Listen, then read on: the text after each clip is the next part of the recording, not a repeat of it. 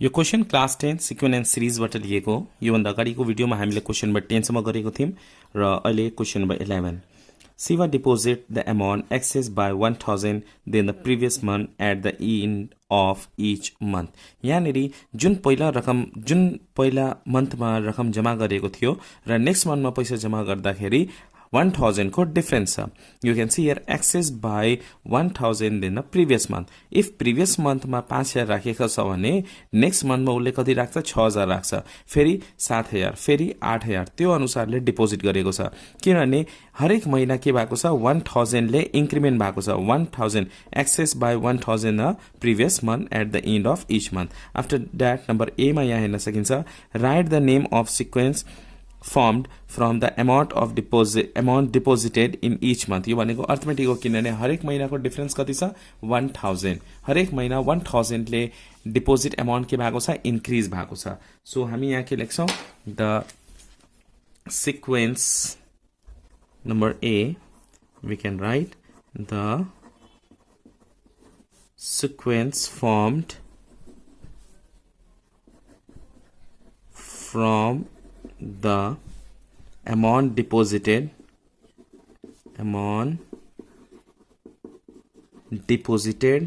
in each month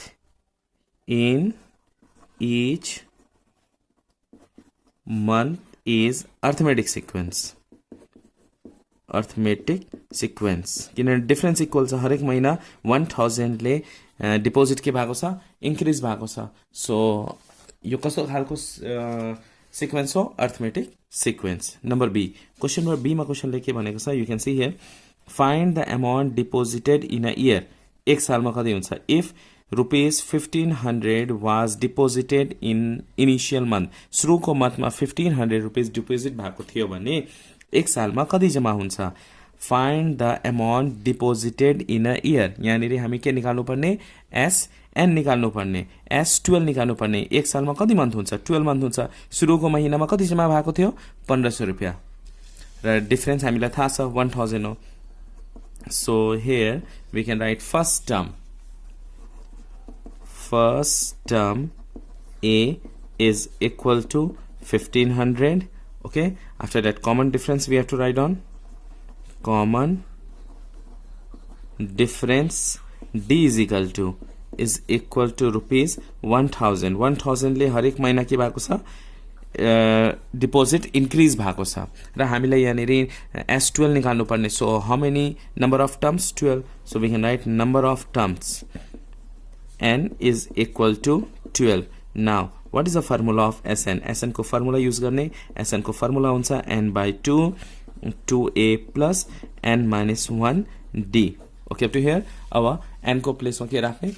12। so we can write here S12 is equal to 12 divided by 2A। A को place में 1500। so write on here 1500 plus N minus 1। it means we can write 12 minus 1 value of D भनेको 1000 छ, त्यही भएर यहाँनिर 1000 राख्ने। Now यो दुईटा डिवाइड गर्दा के हुन्छ 6। यो दुईटा मल्टिप्लाई गर्ने 2 into 1500 3000। So right on here 3000 plus 12 minus 1 11 11 into 1000 11000। Yes after that यो दुईटा एड गर्दिने 6 into यो दुईटा एड गर्दा कति हुन्छ 14000। Okay now multiply and we get here rupees 84000। Okay so एक वर्षमा कति जम्मा हुन्छ 84000। यहाँ क्वेशनले के भनेको छ you can see here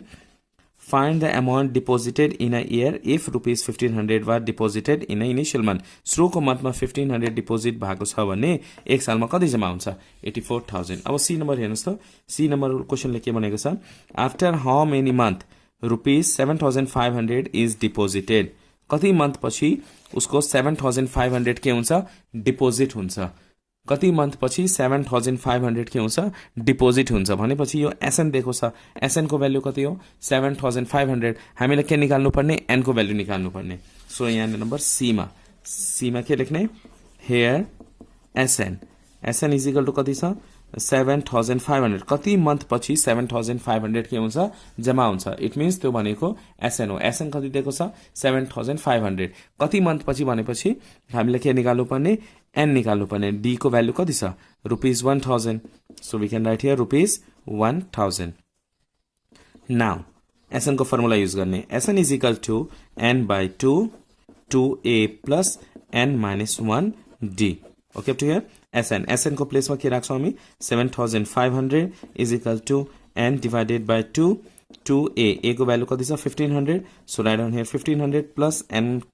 minus 1 d को प्लेसमा हामी के राख्छौं 1000 okay up to here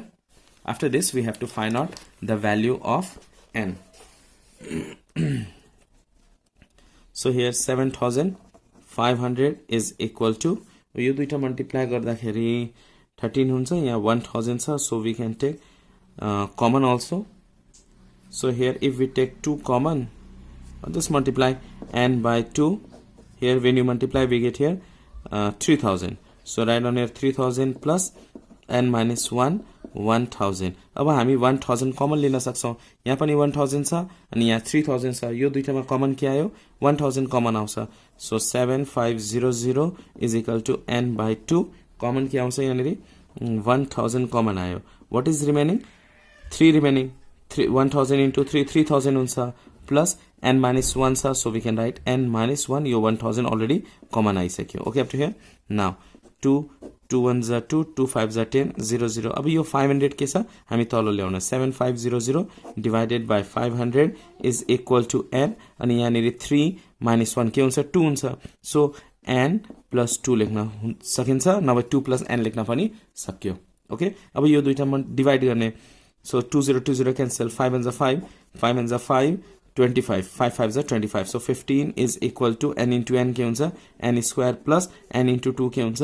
2n हुन्छ okay up to here अब यो 15 के गर्ने राइट साइड लाने so n square plus 2n minus 15 is equal to 0 अब फ्याक्टराइज गर्ने while multiplying 15 while subtracting 2 multiply गर्दा 15 आउने र subtract गर्दा 2 आउने we have to find out that factor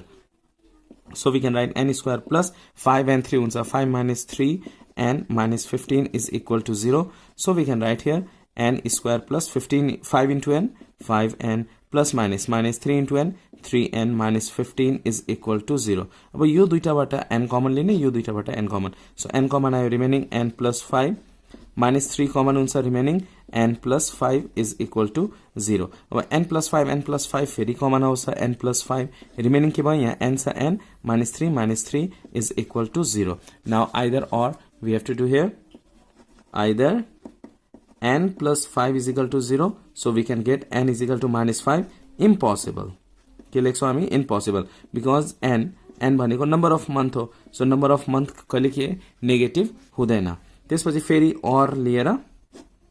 or n minus 3 is equal to 0 n is equal to के हुन्छ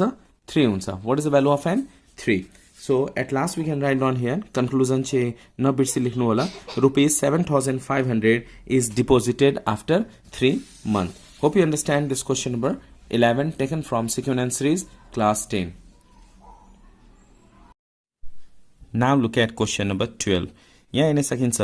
यो चाहिँ क्वेशन सिक्वेन्स सिरिजबाट लिएको जहाँबाट तपाईले 5 मार्क्स स्कोर गर्न सक्नुहुन्छ now look at question number 12 there are 10 varieties of monkeys in a zoo the number of each varieties is 15 more than the number of another varieties okay so एउटा भेराइटीमा 15 वटा monkeys छ भने अर्को भेराइटीमा कति monkeys छ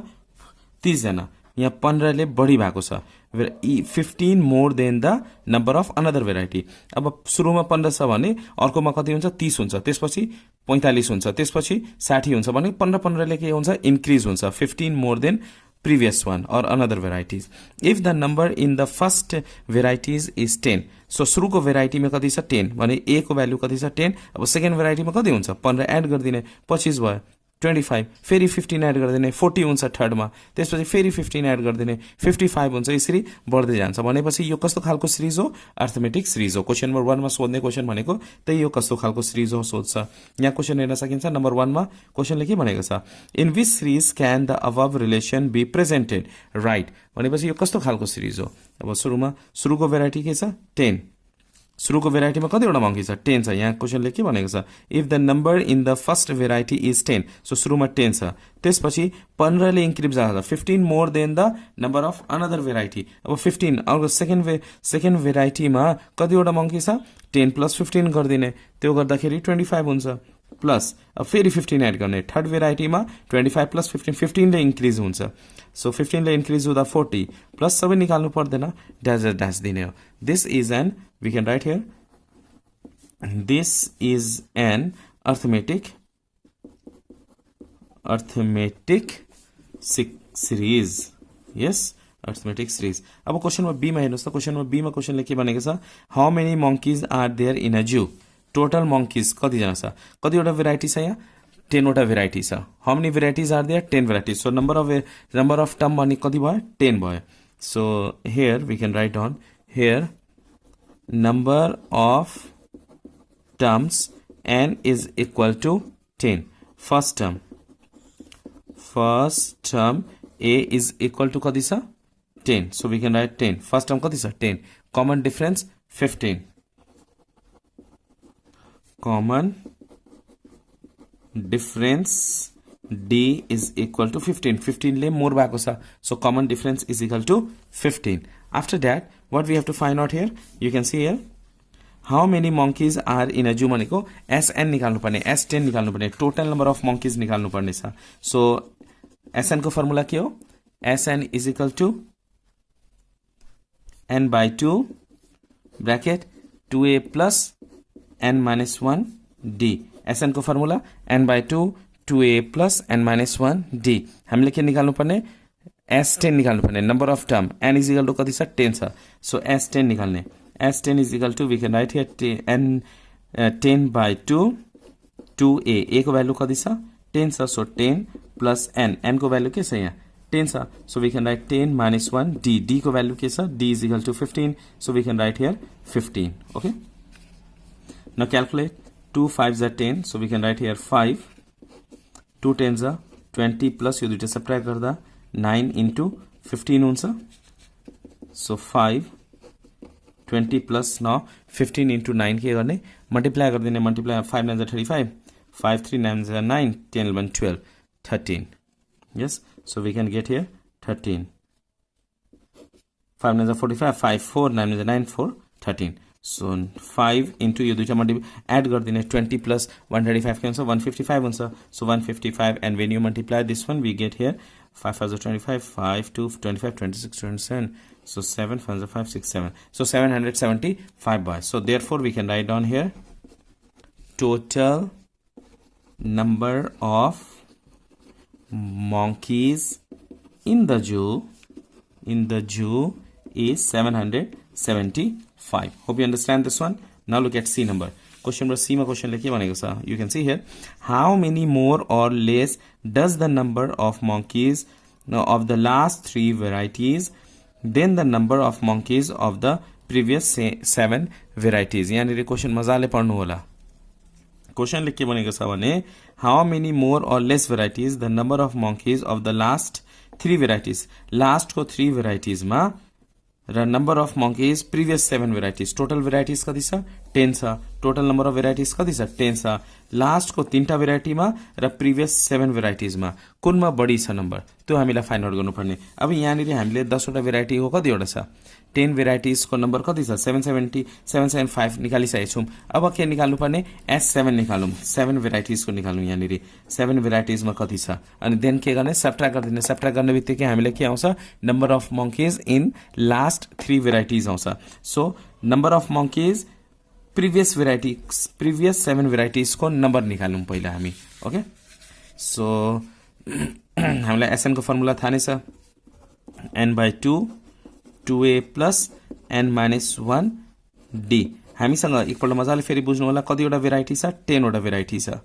total भेराइटीज of monkey कति छ 10 वटा छ र यहाँ क्वेशनले के भनेको छ लास्ट 3 भेराइटीज सो लास्ट को 3टा भेराइटी भनेपछि पहिला कतिवटा 7 7 + 3 कति हुन्छ 10 हुन्छ भनेपछि यो फर्स्ट को 7 वटा भेराइटी यहाँ हेर्न सकिन्छ number of monkeys of that previous 7 varieties so previous 7 varieties र लास्ट को यहाँ के भनेको छ लास्ट 3 भेराइटिज लास्ट 3 भेराइटिज भनेको यो भनेपछि अहिले हामी S7 निकाल्यौं 7 भेराइटिजमा कतिवटा मंकी छ त्यसपछि टोटल 10 वटा भेराइटिजमा कतिवटा मंकी छ यो अलरेडी हामीले निकालिसकेका छौं 775 अब 7 वटा भेराइटिजमा कतिवटा मंकी छ अनि त्यसपछि यो दुईटा सबट्र्याक्ट गर्दाखेरि यो आउँछ 3 वटा थर्ड लास्ट 3 वटा भेराइटिजमा कतिवटा मंकी छ त्यो आउँछ यो दुईटा सबट्र्याक्ट गरेपछि र यो दुईटामा अब कुन धेरै छ त्यो हामीले यहाँ लास्टमा त्यो डिसाइड गर्ने हो ओके सो S7 निकाल्ने सो n को प्लेसमा 7 राख्ने 7/2 2 a को भ्यालु कति छ what is the value of a को भ्यालु 10 d को भ्यालु 15 त्यही राख्ने यहाँनेरि a = 10 प्लस n भनेको 7 सो 7 - 1 d को प्लेसमा हामी के राख्छौं 15 सो राइट अन हियर 15 अब क्याल्कुलेट गर्ने 7/2 20 प्लस यो दुईटा सबट्र्याक्ट गर्दा के हुन्छ 6 15 * 6 मल्टिप्लाई गर्दा 15 * 6 कति हुन्छ 90 अब 7/2 यो एड गर्दै 90 plus 20 110 so we can write 110 2 5s are 10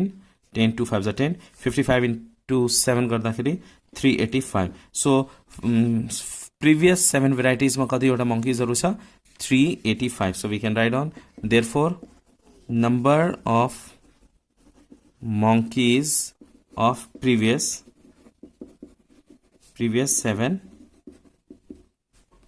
varieties is equal to 385 okay up to here so अब 7 वटा varieties को हामीले थाहा भइसक्यो 10 वटा varieties मा कतिवटा monkey छ 775 7 वटा varieties मा कति monkey छ 385 so थर्ड वटा variety मा कतिवटा monkey छ भनेपछि यो दुईटा हामी के गर्ने subtract गर्दिने so we can write down number of monkeys of last 3 varieties is equal to 775 minus this one 385 so last 3 varieties मा कतिवटा monkey भयो 390 कुनमा बढी भयो last 3 varieties मा बढी भयो हो कि हैन so difference we have to find out difference is equal to 390 यो last 3 varieties को and previous 7 varieties को 7 varieties मा कति छ 385 so difference कति भयो 5 so at last we have to write conclusion here therefore 5 monkeys के छ last 3 varieties मा धेरै छ और first 7 varieties मा कम छ त्यो लेख्न पाइयो यहाँनेरि 5 monkeys of the last 3 varieties are more last 3टा variety मा के छ 5 वटा monkey के छ more छ then के भन्दा then the number of monkeys of the previous